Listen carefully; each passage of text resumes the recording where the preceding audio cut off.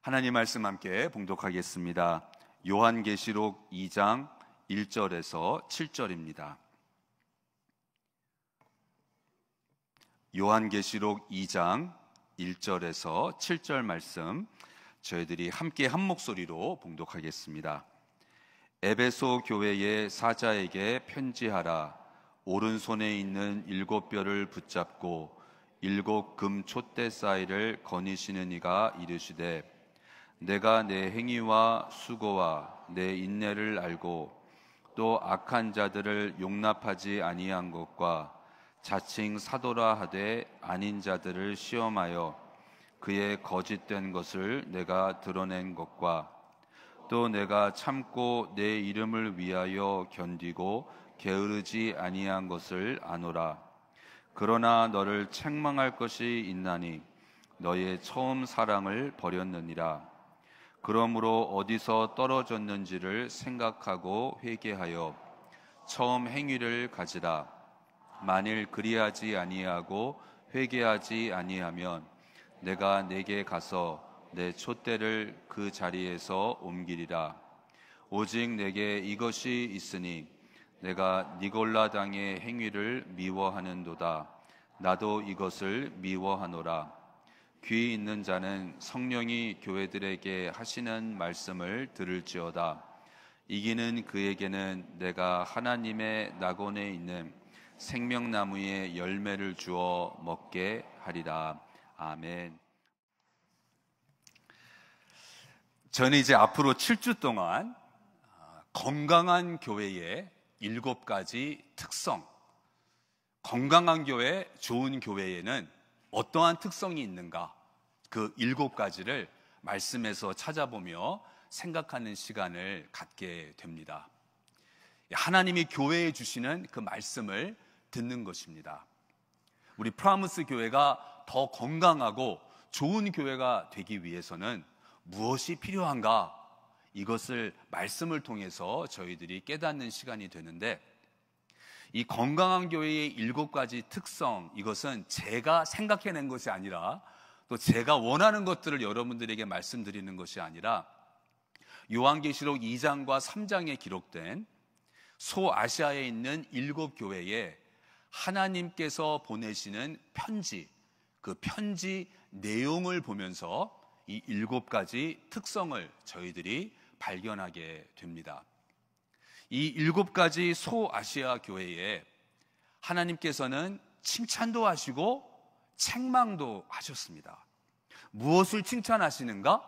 또 무엇 때문에 책망하시는가? 그것을 보면서 건강한 교회, 주님이 원하시는 교회, 주님이 기뻐하시는 교회는 어떠한 교회인지를 저희들이 배우게 됩니다.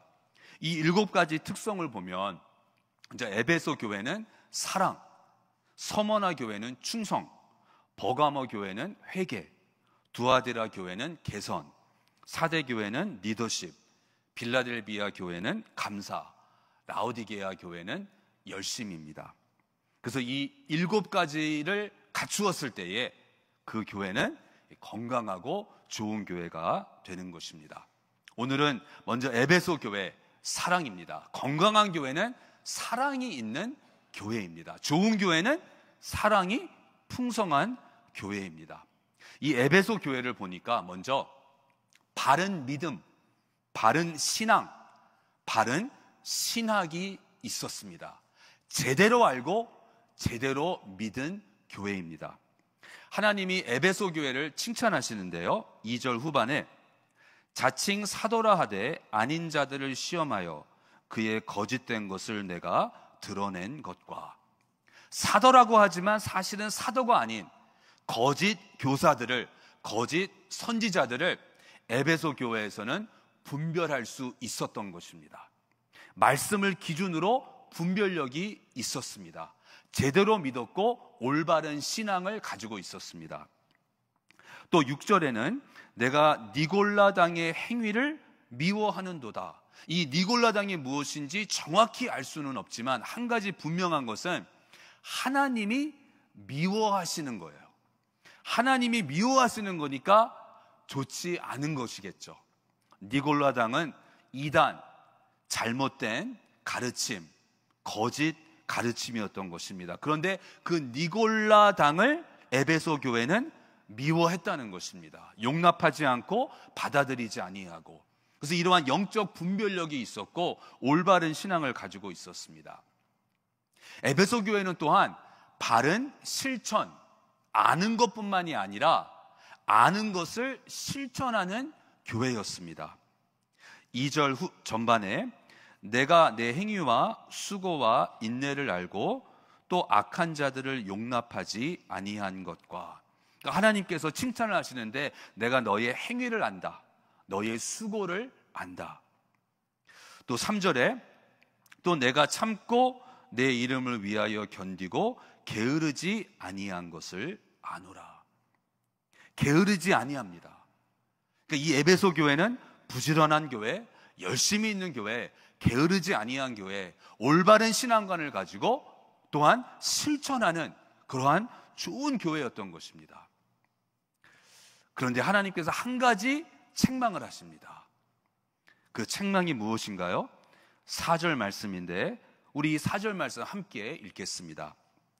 그러나 너를 책망할 것이 있나니 너의 처음 사랑을 버렸느니라. 너의 처음 사랑을 버렸느니라. 에베소 교회의 사랑이 없었다는 것입니다. 그래서 올바른 신앙이 있었고 올바른 진리를 가지고 있었지만 그 진리가 차가운 진리였습니다. 사랑이 없다 보니까 차가운 진리가 되었던 것입니다. 다 맞는데 또 올바른 행위인데 사랑이 없으니까 차가웠던 것입니다. 그 세계적인 기독교 크리스찬 철학자가 있습니다. 그분의 강의를 들으면 정말 와우 하게 됩니다. 탁월한 분이세요. 근데 제가 한 번은 그 교수가 어느 학생의 질문을 받고 그 질문에 대해서 답을 하는 것을 보았는데, 그때 제가 그것을 보고 좀 놀라기도 하고 실망을 하게 되었습니다.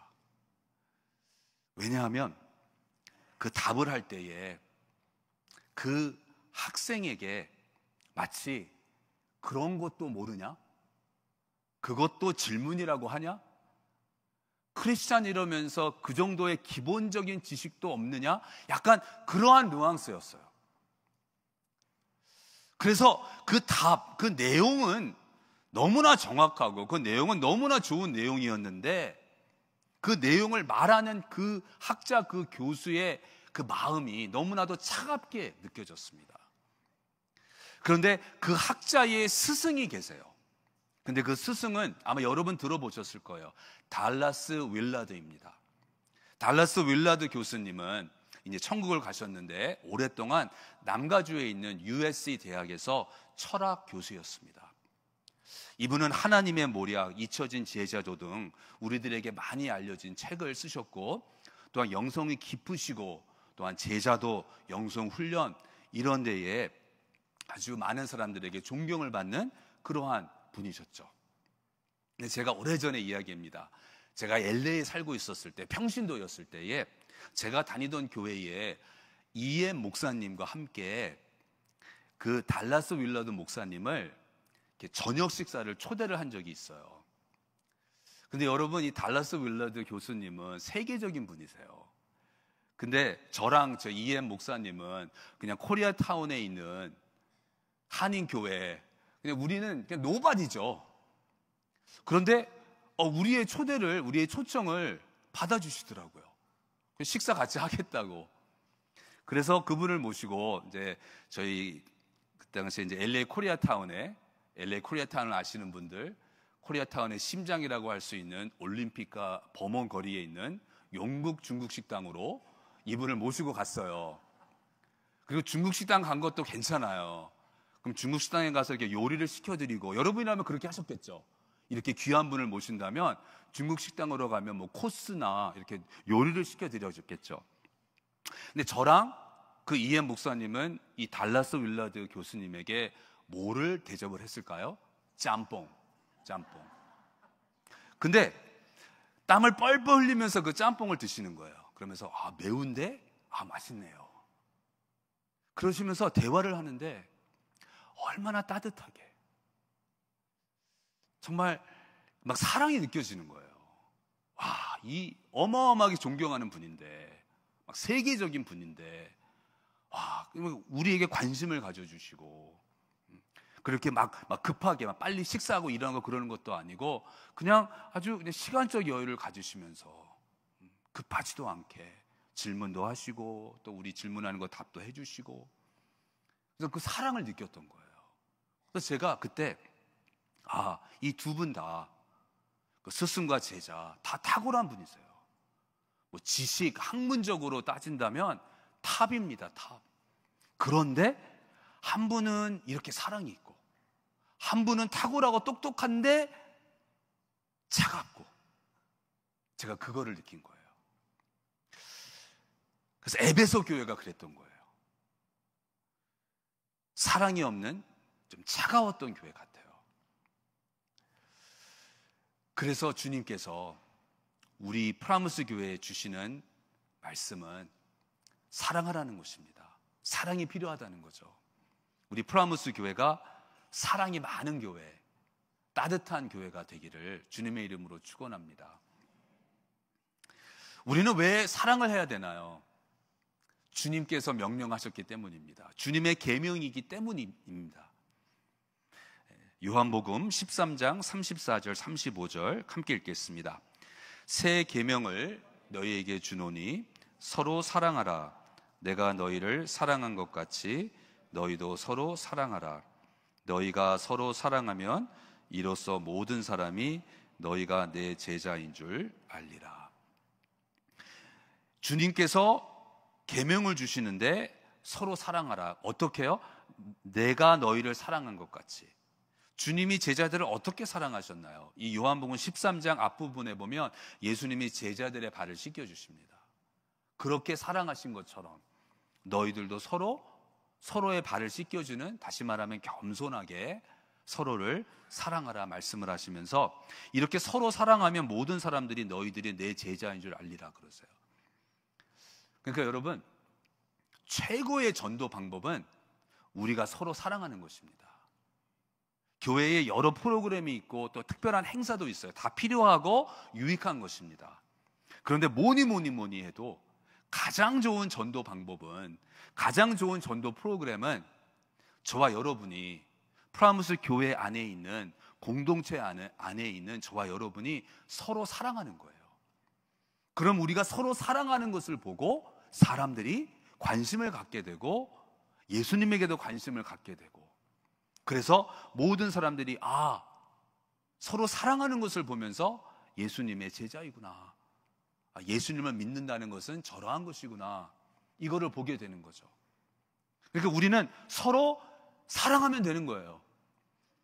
우리가 서로 사랑할 때 예수님이 우리를 사랑해 주신 것처럼, 제자들의 발을 씻겨 주시며 사랑해 주신 것처럼, 저희들도 그러한 마음으로, 그러한 태도로 우리가 서로를 사랑하면 프라무스 교회는 건강한 교회가 되는 것이고, 좋은 교회가 되는 것이고, 부흥하는 교회가 되는 것이고, 성장하는 교회가 되는 것입니다. 근데 주님께서는 우리에게 왜 사랑하라고 명하시나요? 왜냐하면 사랑은 가장 좋은 것이기 때문입니다. 하나님은 우리에게 좋은 것 주기를 원하세요. 베스트 주기를 원하세요. 근데 그 베스트가 사랑이라는 것입니다. 그래서 우리에게 서로 사랑하라고 명령하시는 거예요. 고린도전서 12장 31절에 너희는 더욱 큰 은사를 사모하라. 내가 또한 가장 좋은 길을 너희에게 보이리라. 지금 사도 바울이 고린도 교회에 여러 가지 은사에 대해서 말을 하다가, 그런데 내가 지금까지 말한 은사들보다 더 좋은 게 있다, 가장 좋은 게 있는데 그 가장 좋은 거를 내가 너희들에게 알려주겠다. 그러면서 고린도전서 13장이 시작됩니다. 고린도전서 13장은 사랑장이죠. 가장 좋은 게 뭐예요? 사랑이라는 것입니다. 그래서 고린도전서 13장 13절 우리 함께 읽겠습니다. 그런즉 믿음, 소망, 사랑 이 세 가지는 항상 있을 것인데 그 중에 제일은 사랑이다. 사랑이 제일이라는 거예요. 최고라는 것입니다. 그래서 우리에게 서로 사랑하라 말씀을 하세요. 그러면 어떻게 사랑할 것인가? 사랑한다는 것이 무엇인가? 그것을 보면 요한일서 4장 20절 21절입니다. 누구든지 하나님을 사랑하노라 하고 그 형제를 미워하면 이는 거짓말하는 자니 보는 바 그 형제를 사랑하지 아니하는 자는 보지 못하는 바 하나님을 사랑할 수 없느니라. 우리가 이 계명을 주께 받았나니 하나님을 사랑하는 자는 또한 그 형제를 사랑할지니라. 그러니까 사도 요한이 말하는 것은 하나님을 사랑한다는 것은 형제를 사랑하는 것이다. 내 눈으로 볼 수 있는 형제를 사랑하지 않으면서 내 눈으로 볼 수 없는 하나님을 사랑한다는 것은 거짓말이다. 그래서 우리는 하나님을 사랑한다는 것은 바로 형제를 사랑하는 것입니다. 이웃을 사랑하는 것입니다. 서로를 사랑하는 것입니다. 제가 들은 이야기인데 좀 심한 것 같기는 해요. 내가 예수님을 얼마나 사랑하는지를 알 수 있는 방법은 내가 지금 가장 미워하고 싫어하는 사람, 그 정도가 내가 주님을 사랑하는 것이다. 여러분 좀 심하죠? 네. 내가 어떤 사람을 지금 막 미워해요. 싫어하고 있어요. 그러면서 내 입술로는 주님을 사랑한다고 고백해요. 그게 과연 맞는 것일까요? 내가 그 한 사람을 그렇게 싫어하는데, 그렇게 미워하는데, 그러면서 같은 입으로 같은 마음으로 주님을 사랑한다? 이게 과연 옳은 것일까? 저희들이 생각하게 됩니다. 형제를 사랑하는 것이 주님을 사랑하는 거예요. 그래서 주님께서도 서로 사랑하라 말씀하신 거예요. 근데 에베소 교회는 말씀도 잘 알고 올바른 신학, 튼튼한 신학을 가지고 있었고 또한 게으르지 않고 열심으로 부지런히 또한 주님을 섬겼는데, 주님의 일을 했는데 왜 사랑이 없었을까요? 왜 차가웠을까요? 이 에베소 교회가 니골라당을 미워했다, 주님이 말씀하세요. 근데 이 니골라당이 무엇인지 저희들이 정확히 알 수가 없습니다. 어떤 학자들은 주장하는 것이 사도행전 6장에 보면 교회에서 7명의 집사를 세워요. 스데반 집사가 가장 유명하죠. 근데 그 중에 한 명이 안디옥 사람 니골라예요. 그래서 몇몇 학자들은 주장하는 것이 이 니골라 집사가 변질이 되어서 타락을 해서 이상한 모임을 만든 게 아닐까. 아니면 그 니골라 집사를 따랐던 니골라 집사에게 배웠던 사람들이 이 니골라 집사의 가르침을 좀 이렇게 변질시켜서 좀 이상한 것으로 만든 것이 아닌가 이렇게 생각하는 사람들도 있습니다. 근데 이 니골라 당이라는 그 단어를 보면 그 단어 안에는 그 그리스 신화에 나오는 승리의 여신 니케, 영어로는 발음이 나이키죠. 그 유명한 운동화 회사 나이키. 나이키가 그리스 여신 니케입니다. 승리의 여신이에요. 나이키 그 로고를 보시면 이렇게 샥 스우시 이거 있잖아요. 근데 이 니케 여신의 그 모습을 보면 약간 이러한 식으로 되어 있거든요. 그러니까 이게 형태가 좀 비슷해요. 그거를 따가지고 나이키 회사에서 그러한 로고를 만든 거예요. 그러니까 이게 승리한다는 그러한 의미가 담겨져 있는데, 그리고 또 니콜라이탄, 그러니까 끝부분의 아이탄, 이거는 사람을 말합니다. 사람. 그러니까 니골라당, 니콜라이탄, 이거는 승리하는 사람, 아니면 사람한테 이기는 것, 사람을 이기는 것. 사람을 이긴다는 게 뭘까요? 다르게 표현한다면 사람의 마음을 사로잡는, 사람의 비율을 잘 맞추는. 근데 하나님이 이 니골라당을 미워하신다 그러잖아요. 그러니까 어쩌면 이 니골라당은 인본주의, 그러니까 사람들의 비율을 맞춰주고 하나님의 진리를 타협하고 하나님의 진리를 변질시키고 그러면서 사람들의 마음을 사로잡는, 사람들을 편안하게 해주고 사람들의 기분을 좋게 해주고 그러한 가르침이 아니었을까 추측하게 됩니다.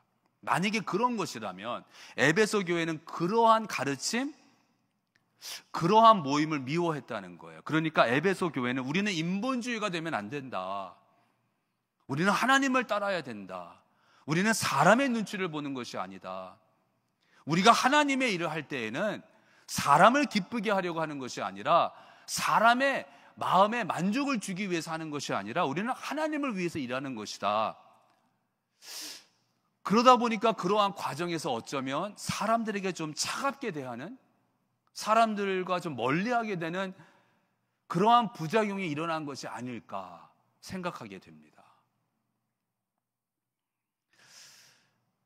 그러니까 인간의 정을 따르지 않겠다, 인간의 정에 묶이지 않겠다, 인본주의가 되지 않겠다, 그 마음과 생각은 좋았는데 그 과정 속에서 어쩌면 사랑을 잃어버린 거죠.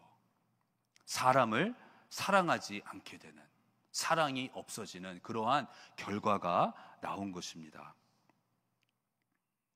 제가 예수님을 믿고 얼마 안 되어서 이러한 말을 들었어요. 그리고 오늘날까지도 이것이 기억이 납니다. 그리고 이거를 실천하려고 노력하고 있어요. 뭐냐면 The gospel is offensive. You don't have to be. 이 복음은요, 여러분, offensive한 거예요. 죄인들에게 불쾌한 거예요. 복음을 제대로 이해하면. 왜냐하면 복음의 출발점이 뭔가요? 당신은 죄인입니다. 죽어 마땅한, 죽어야 하는 죄인입니다. 그리고 당신은 당신의 힘으로 절대로 당신을 구원할 수 없습니다. 아무리 노력해도, 아무리 힘을 써도 당신은 당신의 죄 문제를 스스로 해결해낼 수 없습니다. 그게 복음의 시작이잖아요. 얼마나 기분 나쁜 거예요, 여러분. 나를 죄인이라고 부르는데, 내가 할 수 있는 게 아무것도 없다고 하는데, 내 안에 선한 것이 요만큼도 없다고 하는데요. 얼마나 불쾌한 거예요. 얼마나 offensive한 거예요. 그런데 그 복음을 전하는 우리는, 크리스찬은 그렇기 때문에 우리마저도 offensive 할 필요가 없다는 거죠.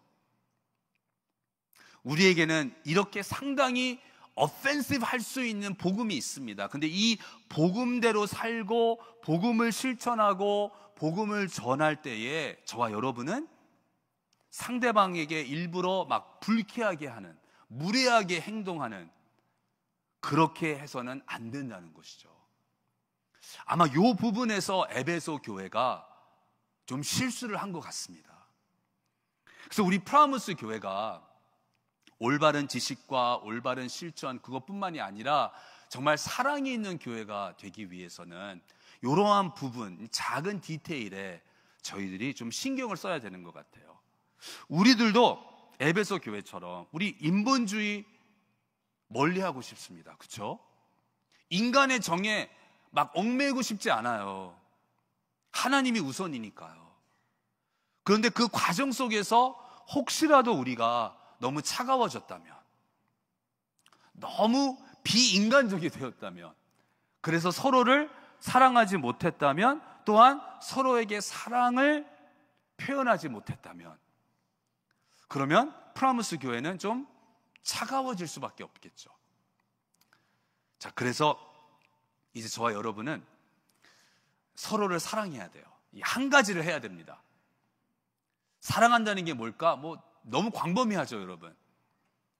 그래서 제가 한 가지를 생각했어요. 저와 여러분 이 한 가지만 하면 됩니다. 이 사랑에 관해서는 요 한 가지예요. 근데 사랑은 생각해보면 사랑이 뭘까? 많은 것이 있습니다. 근데 사랑은 또한 예의예요, 예의.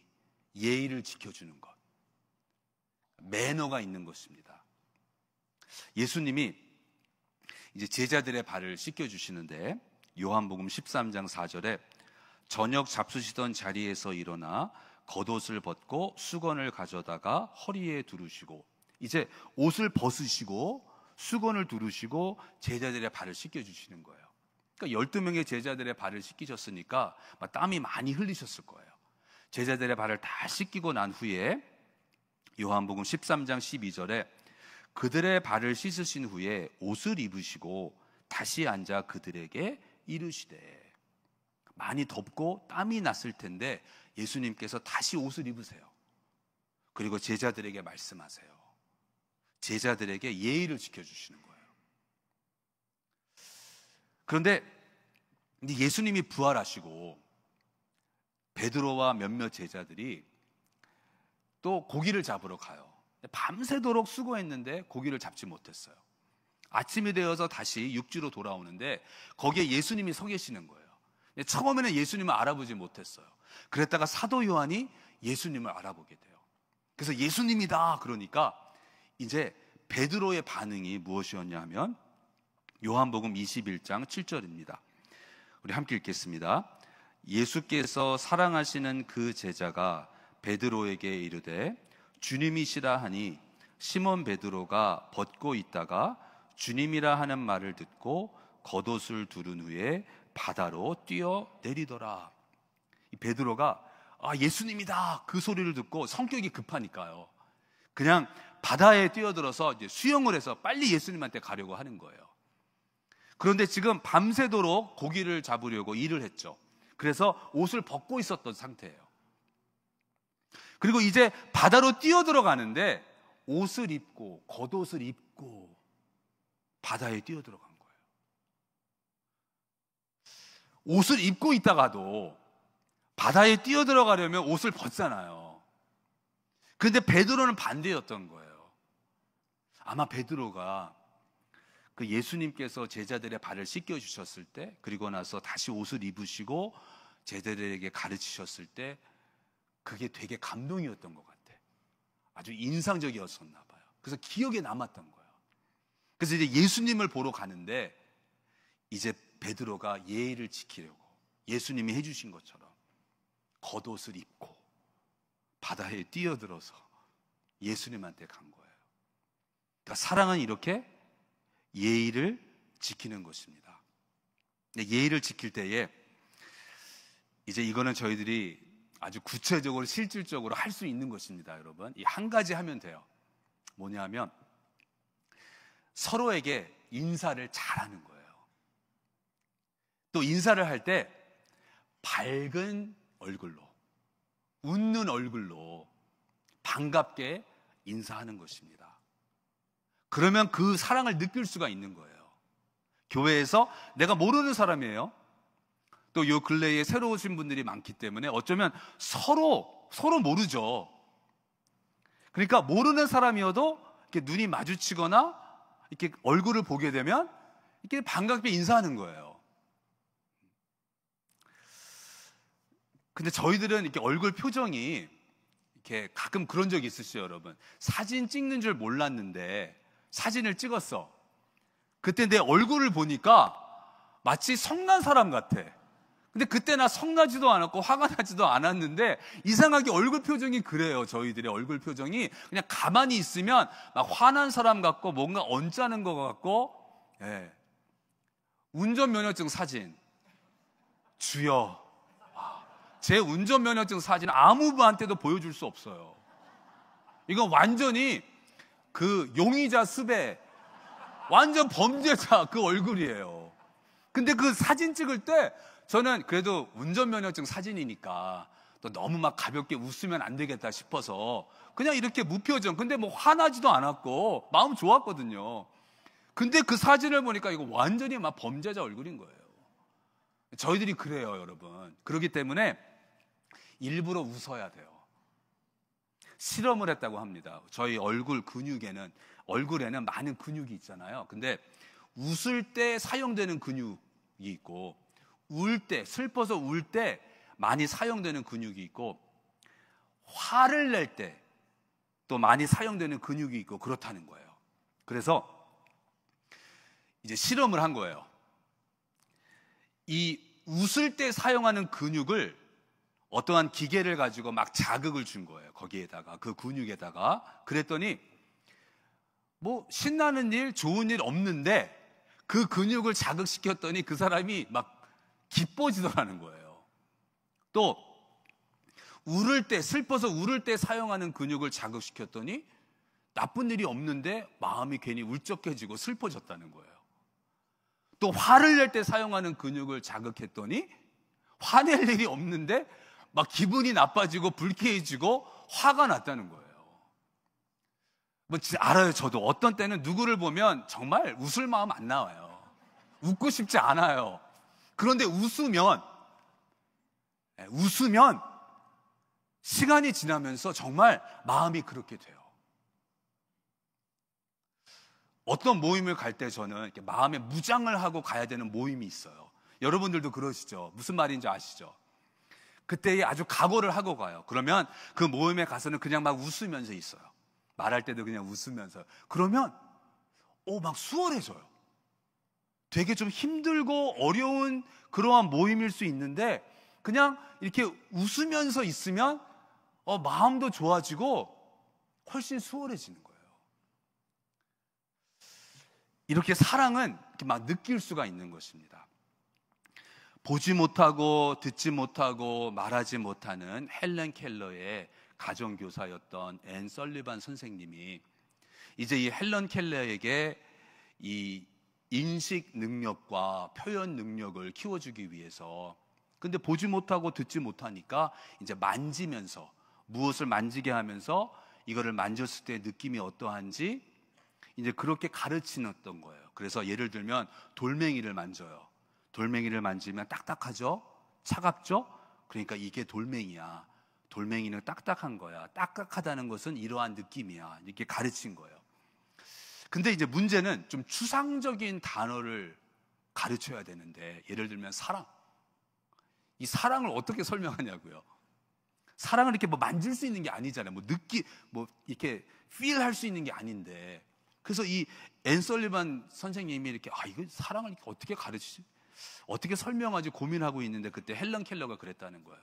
선생님, 저는 사랑이 뭔지 알아요. 선생님이 저희 집에 오신 날, 첫날 저를 꼭 껴안아 주신 거, 그게 사랑이에요. 그러더라는 거예요. 그러니까 사랑은 그렇게 느껴지는 거예요. 그래서 우리도 서로 사랑을 하는데 이제 웃으면서 인사하면요, 여러분 사랑이 느껴지게 돼요. 웃으면서 인사할 때, 밝은 얼굴로 인사할 때, 모르는 사람에게 인사할 때, 그게 별거 아닌 것 같지만 어쩌면 거기에서부터 더 큰 일이 시작될 수 있는 것입니다. 내가 너희를 사랑한 것 같이 너희도 서로 사랑하라. 그러니까 저와 여러분이 이제 서로 사랑하는데 어떻게 서로 사랑하는 건가요? 이 한 가지입니다, 여러분. 이 한 가지만 하면 돼요. 우리는 이제 교회에 와서 또 뭐 목장에서 서로를 봤을 때에 그냥 밝은 모습으로 웃으면서 인사하는 것입니다.